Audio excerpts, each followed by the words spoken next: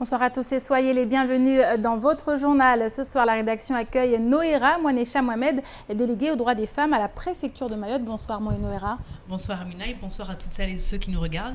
Et on va parler avec vous justement de cette journée qui concerne la femme, la journée du droit des femmes, célébrée à travers le monde, également à Mayotte. On en parlera tout à l'heure avec vous. Vous restez avec nous sur le plateau. Avec nous également ce soir, Pierre Bellucci. Bonsoir Pierre.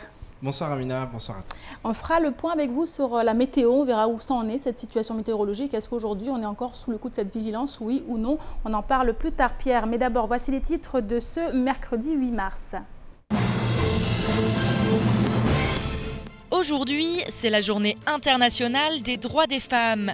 Des actions ont ainsi été organisées dans des centaines de pays en réponse à la violence sociale, légale, politique, psychologique et verbale que les femmes subissent sous différentes latitudes. Ce matin, au plateau de Mtsapéré, l'ACFAV avait organisé une matinée festive autour de cette thématique. Reportage. Ce matin, un barrage a été dressé dans le village de Timkoura, en cause des travaux pour sécuriser la route qui n'ont toujours pas vu le jour, un an après un premier mouvement d'humeur. Néanmoins, les autorités ont assuré que d'ici 2 mois, des infrastructures allaient sortir de terre et le barrage a donc été levé. Explication. Ce vendredi, le premier forum de l'emploi associatif va voir le jour à Mayotte. Durant 2 jours, les enjeux du secteur vont faire l'objet de tables rondes afin de souligner le potentiel d'emploi au sein du département. Le point avant cette manifestation à la fin de votre journal.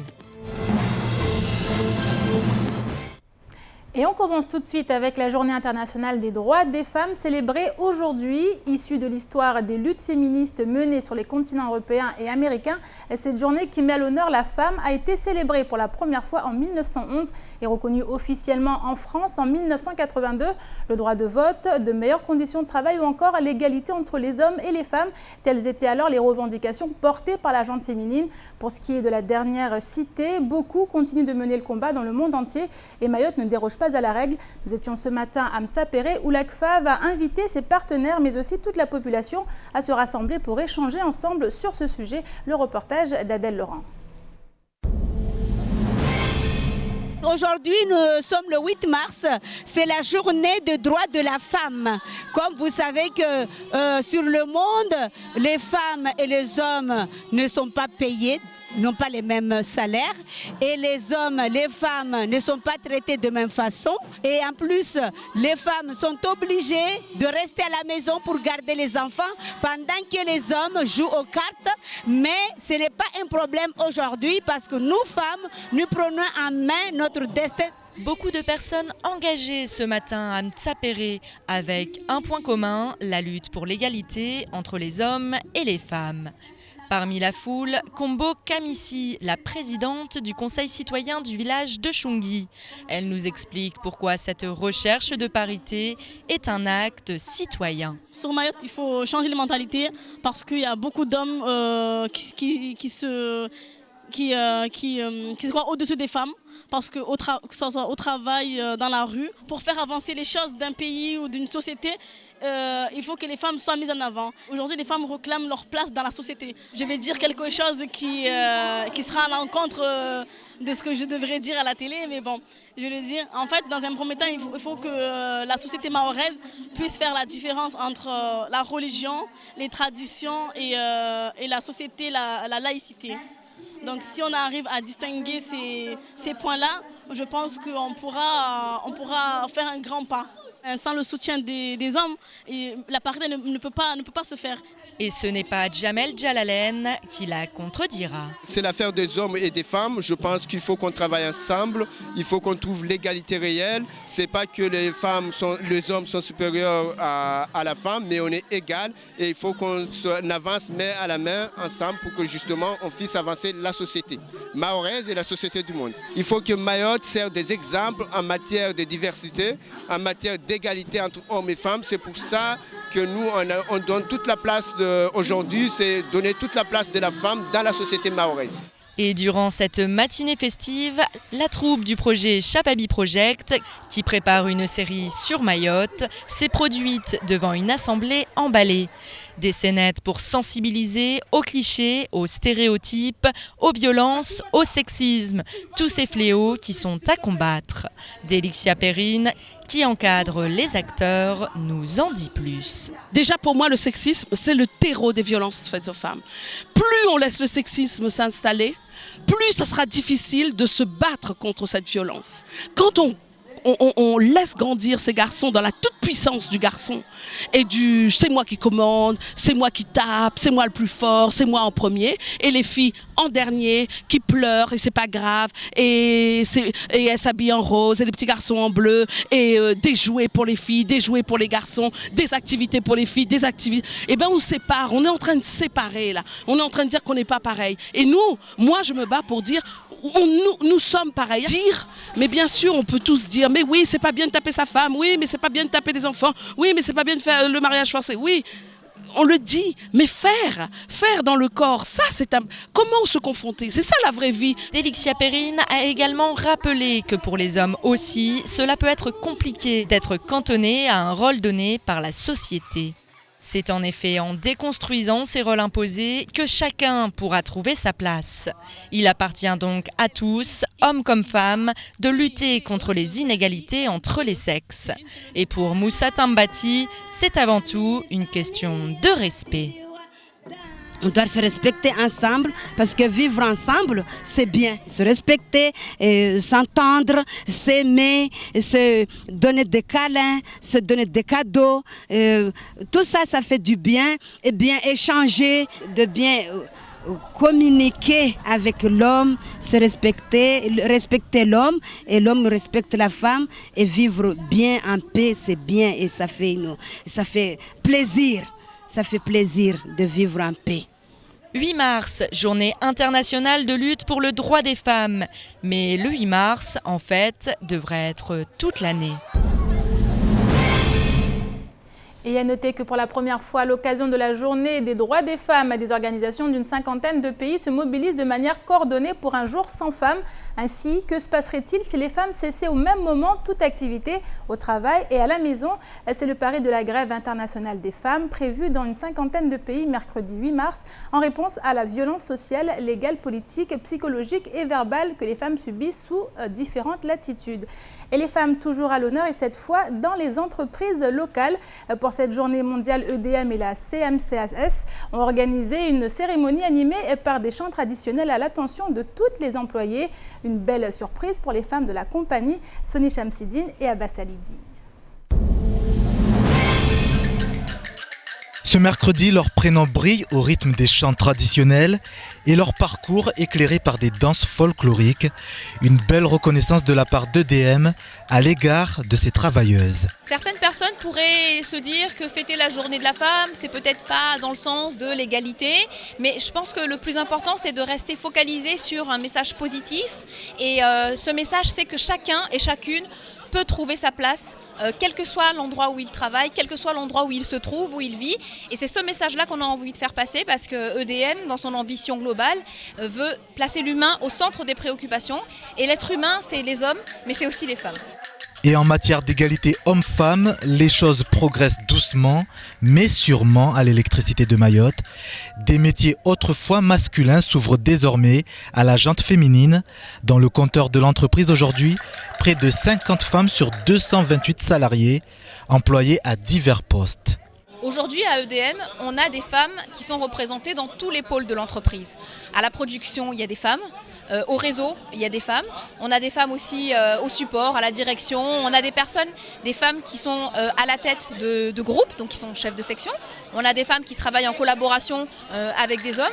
C'est pour vous dire à quel point la femme est avant tout une personne, un individu qui occupe un poste, qui a des compétences et c'est très clairement la première raison qui fait qu'on embauche une femme ou un homme d'ailleurs sur un poste. Zawiya a bientôt 20 ans d'ancienneté au sein de la compagnie. Pour cette jeune femme, EDM est synonyme de confiance et d'évolution. Après avoir grimpé les échelons, elle est assistante au sein du pôle réseau du fournisseur d'électricité. Un service essentiellement composé d'hommes à son entrée, un monde dans lequel elle a su s'adapter, su se faire accepter. De plus en plus, les femmes s'affirment, cherchent à avoir leur place et puis sont acceptées. De plus en plus sont acceptées les femmes dans notre société, dans les entreprises. Pas facile, mais bon, il y a toujours ce côté macho. Mais bon, on essaye toujours de faire notre place en fait. Déterminés comme leur aîné, pour clôturer cette cérémonie, des extraits du documentaire Les chatouilleuses d'obstacles ont été présentés à ces femmes qui font aujourd'hui le rayonnement de la société mahoraise. Et bien sûr, pour parler de la femme à Mayotte, qui de mieux que Noéra Mouanecha Mohamed, qui est déléguée aux droits des femmes à la préfecture. Noéra, on le voit, c'est une journée importante à travers le monde, mais encore plus importante ici à Mayotte, connaissant le contexte.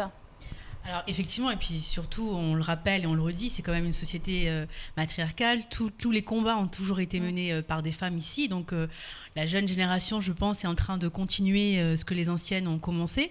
La jeune fille l'a dit, voilà, aujourd'hui, elles sont plus déterminées, elles sont plus visibles sur la scène publique, elles sont aussi mieux acceptées. Et sur ce coup-là, je voudrais vraiment remercier toutes celles qui nous ont précédées. L'ACFA va organiser une journée, ça fait quand même plus de 30 ans qu'elles sont là, qu'elles mènent ce combat. Et je pense qu'aujourd'hui, si des personnes comme moi sont à cette place ou comme cette femme, c'est parce que justement, elles ont mené ce combat depuis toutes ces années. Alors justement, la condition des femmes à l'époque est-elle la même que celle d'aujourd'hui? Bien sûr, on le sait que non. Alors, les jeunes filles d'aujourd'hui, quelles problématiques elles rencontrent, notamment en termes d'évolution, en termes pour trouver leur place, notamment dans la société? Je pense qu'on est toujours sur la thématique justement de l'emploi et surtout de l'égalité, que ce soit salariale ou en tout cas professionnelle. Je sais par exemple que c'est une des thématiques sur lesquelles j'avais un peu plus de difficultés à travailler, bizarrement. Autant sur les violences, ça a été difficile, mais très rapidement, on a pu mettre en place des actions. Autant sur celle de l'égalité professionnelle, ça a été un peu plus compliqué. Donc, on a beaucoup joué sur, justement, les témoignages, les valorisations des femmes, justement, actives, surtout à des postes dits masculins, même si, pour nous, il n'y a pas de métier dit masculin ni des métiers dits féminins.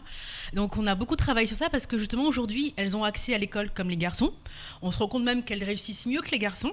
Sauf qu'arrivé après le bac, on se rend compte que là, finalement, la difficulté, elle arrive, elles font des études pareilles, mais à un moment donné, il y a d'autres données, je pense, qui rentrent en jeu et qui font que souvent, elles sont un peu moins diplômées que les garçons sur certains types, notamment les écoles d'ingénieurs ou autres.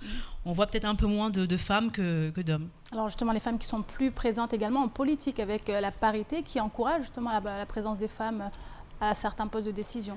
Alors justement, souvent, la loi, elle a dû être prise, justement, le législateur a dû intervenir pour faire changer les mentalités parce que souvent la société n'avançait pas assez vite, donc à un moment donné, on a dû imposer, on l'a vu en 2001, on l'a vu donc en 2015, l'année dernière, avec un conseil départemental qui est beaucoup plus féminisé qu'il y a encore quelques années.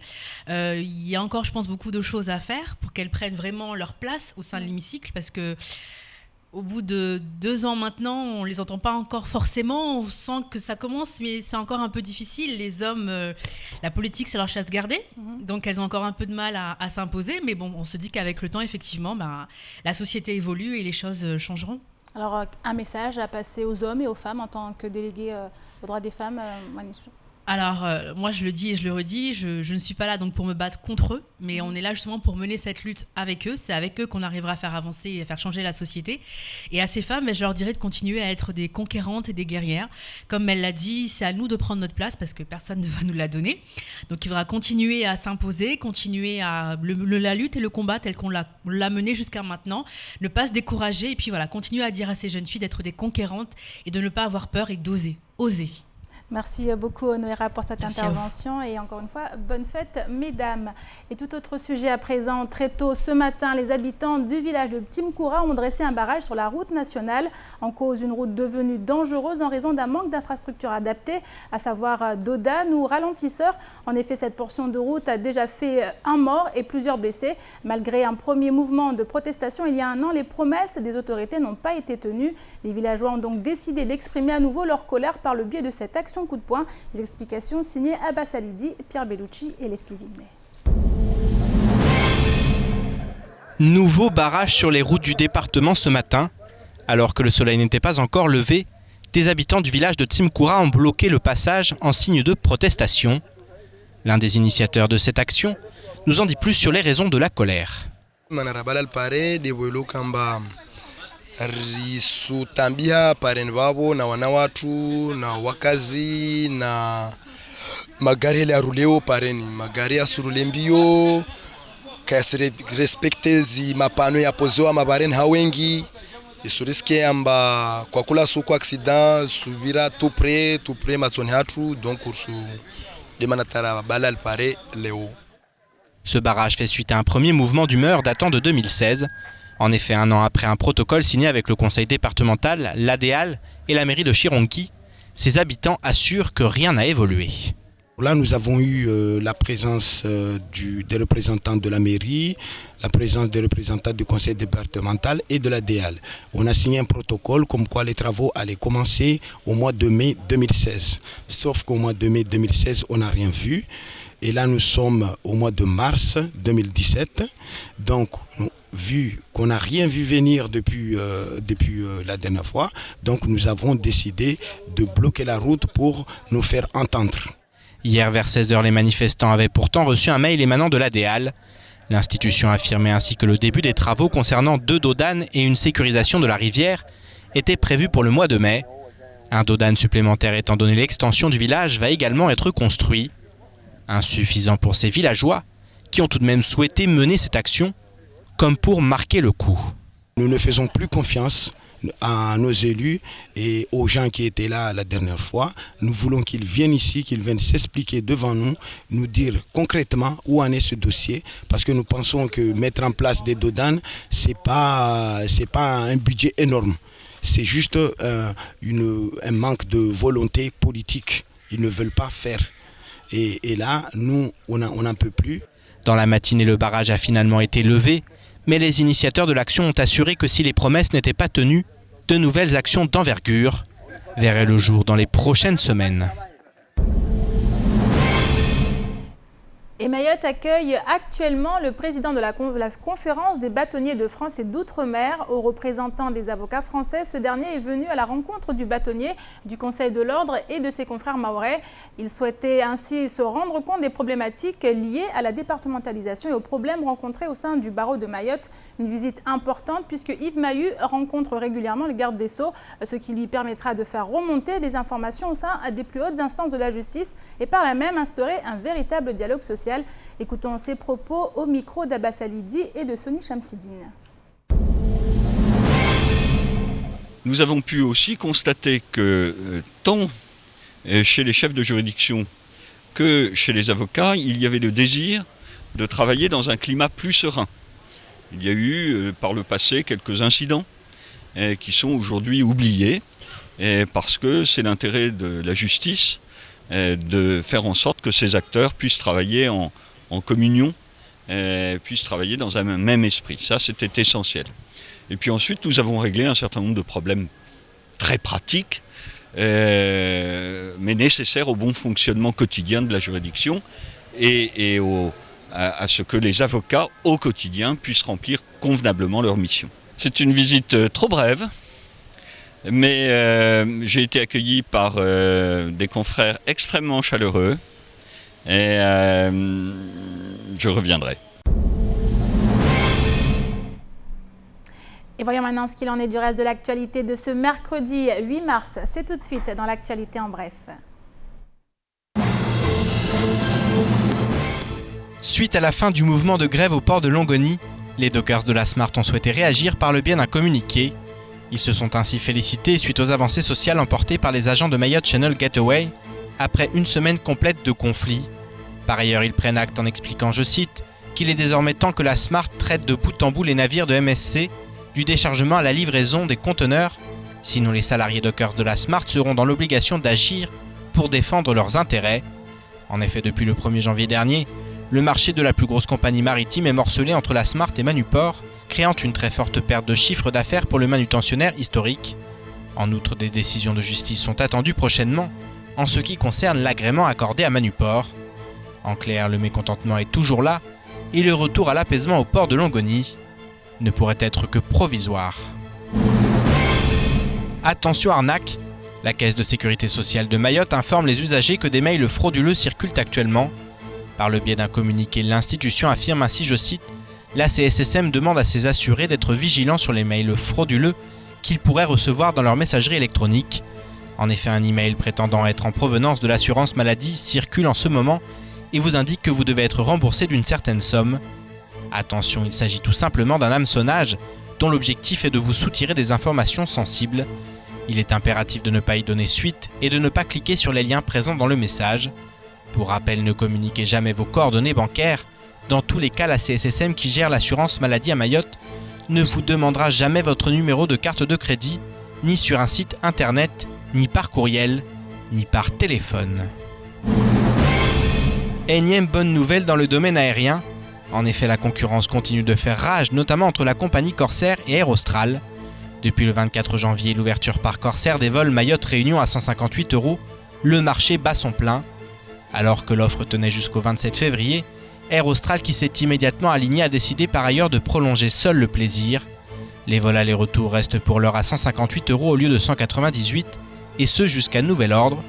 La compagnie réunionnaise est dans une logique concurrentielle qui va se renforcer dans les semaines à venir, suite à l'implantation le 16 juin prochain de la compagnie low-cost French Blue.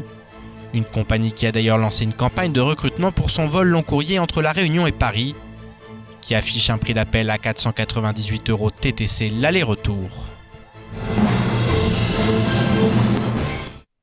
Alors Pierre Bellucci, on l'a vu, la météo en ce moment est quand même assez préoccupante. On a vu avec ces dépressions, ces cyclones. Qu'en est-il très exactement ? Alors effectivement, on l'a rappelé hier, nous sommes en vigilance forte pluie depuis minuit. Ça continue, ça a été renouvelé à plusieurs reprises tout au long de la journée. Nous le sommes encore actuellement. Alors beaucoup vont dire, mais attendez, il n'a pas plu de la journée, comment se fait-il qu'on soit en vigilance forte pluie ? Oui, alors il a très peu plu, mais on attend des pluies, on continue d'attendre des pluies, il y a eu quelques pluies. Et on l'a expliqué hier aussi, c'est vraiment, il faut être vigilant. C'est surtout ça, la préfecture appelle à la plus grande vigilance. Et on le sait, ici, il peut y avoir des glissements de terrain et il faut être, faire très attention, que ce soit aux enfants, faire très attention quand on se déplace. Donc effectivement, il n'y a pas de pluie, mais elles vont arriver. Ça, c'est une certitude. Le directeur départemental de Météo France nous l'affirme. Et effectivement, on sait qu'Enawo en ce moment est en train de faire des ravages à Madagascar, notamment dans le nord de Madagascar, puisqu'il y a déjà eu 3 morts, dont 2 enfants, plus de 450 déplacés. Ça va être une catastrophe naturelle. Les ONG sont déjà en train de s'organiser pour arriver sur place, donc ce n'est pas une blague. Nous sommes en vigilance et ce n'est pas pour rien. Maintenant, la pluie va arriver, il faut rester vigilant. Il n'y a rien d'autre à faire pour le moment. Alors justement au niveau des autorités, notamment au niveau par exemple des mairies, est-ce qu'il y a des choses qui ont été mises en place, puisqu'on le sait généralement c'est de leur ressort, Oui, alors il y a un travail effectivement permanent entre à la fois la préfecture et puis les différentes communes pour justement faire passer les messages et aussi avec les médias. Nous sommes aussi le premier relais pour justement informer la population de la situation actuelle au niveau de la météo. Voilà, il n'y a pas grand-chose d'autre à dire puisque effectivement on ne voit pas la pluie tomber, mais les nuages sont bien là. Ils sont attirés depuis l'Afrique de l'Est, attirés par le cyclone intense Enawo. Ils sont attirés puis ils amènent du vent. Alors c'est sûr que c'est du vent à 40 km/h. On est loin des 210 puisqu'on a du vent actuellement à Madagascar entre 210 et 290 km/h. C'est juste phénoménal.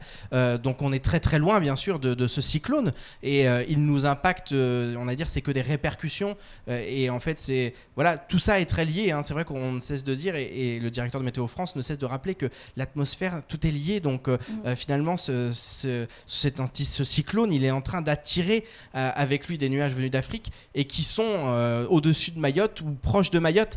Donc leur trajectoire effectivement elle est difficilement calculable. Météo France en tout cas fait un très gros travail là-dessus. Maintenant demain il va y avoir des pluies et vendredi selon le directeur de Météo France que j'ai pu avoir à plusieurs reprises au téléphone, vendredi on risque d'avoir vraiment beaucoup de pluie dans la journée. Donc il faut juste rester vigilant, c'est les messages qu'on doit faire passer, rester vigilant. Et puis on rappelle effectivement que lorsqu'on se déplace il faut le faire qu'en cas de nécessité. Il faut avertir aussi ses proches au départ, à l'arrivée, et puis éloigner surtout les enfants, ne pas les laisser dehors sous la pluie, les éloigner des caniveaux. Voilà, c'est les messages à faire passer, Amina. C'est très important parce qu'on ne souhaite pas qu'il y ait d'accidents graves comme on l'a connu trop de fois à Mayotte. Des recommandations, bien sûr, à suivre par tout un chacun. Et on termine cette édition avec le premier forum de l'emploi associatif qui se tiendra vendredi et samedi prochain. Objectif, aborder les enjeux de l'emploi associatif et ce afin de souligner le potentiel d'emploi dans ces secteurs d'activité. Une conférence de presse est donc tenue ce matin pour évoquer notamment les enjeux qui en découlent en matière de développement des territoires. Le point dans ce sujet signé Abbas Alidi, Pierre Bellucci et Leslie Vimnet. Le premier forum de l'emploi associatif approche à grands pas.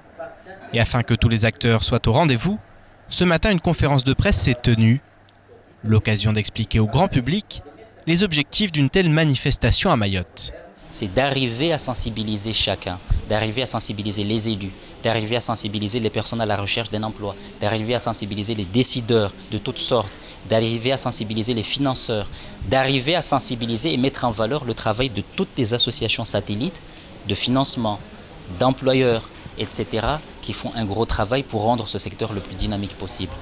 Il faut que ce sujet prenne toute sa place. Il faut que l'emploi, comme ça se fait en métropole, et les sujets économiques prennent toute leur place dans les débats publics. C'est à mon avis l'objet de nombreuses politiques publiques en métropole.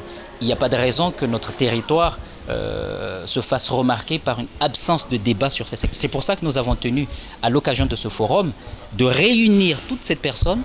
Ça va se faire pour la première fois à Mayotte. Un premier forum de l'emploi associatif qui doit en effet réunir tous les acteurs du secteur. Un secteur qui possède un rôle primordial à jouer dans le développement économique de l'île. On a 65% donc, de la population en âge de travailler qui est sous assistance, soit publique, soit familiale. Vous avez 60% de la population qui a moins de 20 ans. Vous avez des chiffres ici qui doivent alerter la conscience de chacun de nous, de chaque responsable à Mayotte. On considère que le sujet de l'emploi n'a pas toute sa place sur les débats politiques, sur les débats économiques ici à Mayotte. On a 3 secteurs qui agissent. On a le secteur économique qui essaye tant bien que mal de créer quelques emplois. Voilà, ils y arrivent avec les difficultés qu'ils connaissent, etc. On a les emplois publics aujourd'hui qui, bien évidemment, sont limités, mais il faut aussi faire appel à d'autres secteurs pour dynamiser la création d'emplois, pour faire appel à d'autres ressources possibles. Et le monde associatif, comme j'aime bien le dire, est un secteur à part entière qui doit pouvoir répondre à cela. En marge de son rôle économique, le secteur associatif possède de nombreuses vertus, comme nous l'affirme le président de la Fédération nationale Sport et Loisirs. Ne rêvons pas, je ne vais pas vous faire de mensonges. On n'éradiquera pas le chômage à Mayotte simplement avec le secteur du sport et de l'animation. En tout cas, ce qui est certain, c'est qu'on peut créer un certain nombre d'emplois dans les associations. Et puis surtout, ce qu'il faut prendre en compte, c'est le rôle important qu'ont les associations dans le tissu local. Alors, sur le plan économique, sur le plan de la création d'emplois, mais aussi sur le plan de lien social, sur le plan éducatif, sur ce que ça peut apporter aux enfants en périscolaire, en temps scolaire, comment ça peut accompagner l'élévation du niveau des élèves qui demain, comme ça, feront des études, pourront trouver d'autres types d'emplois. C'est aussi un sas d'insertion sociale pour des jeunes. Pour tous ceux qui souhaitent participer à l'événement, qui promet d'être riche en échanges, rendez-vous ce vendredi dès 8h30 au sein de l'hémicycle Younoussa Bamana. Et c'est la fin de cette édition. Merci à vous de l'avoir suivi. Une édition rediffusée sur OM5, également disponible en replay sur notre site l'infocoesi.fr, sur YouTube et sur notre page Facebook. Et prochain rendez-vous avec l'information en radio dans la matinale demain avec le journal présenté par Pierre Bellucci. Excellente soirée à vous sur KTV et à demain.